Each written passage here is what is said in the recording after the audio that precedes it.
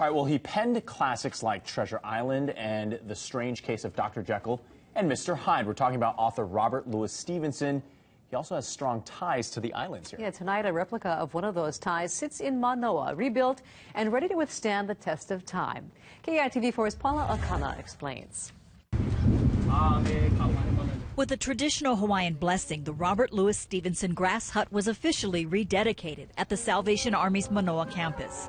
Stevenson, who wrote classics like Treasure Island, spent about 6 months in the island and lived in the grass hut pictured here that once stood on the Ainahau estate in Waikiki. That hut went up for auction in the 1920s, and Salvation Army Commander Rachel Payne won it.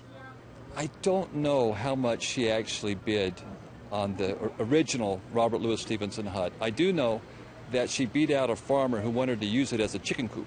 The hut was brought to Manoa, where over the years it has blown down and been rebuilt many times, so Stevenson never actually lived in this hut. I think it does give people a good feel for what it really looked like, and we've tried to be very faithful in our attempt to replicate the hut. And if you look at the original pictures, at least when we got it in the 1920s, it looks pretty spot on.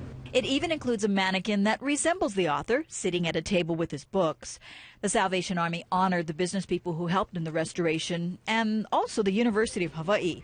When the Salvation Army couldn't find the pili grass to thatch the hut, they found out UH was growing it in a program to revegetate highways.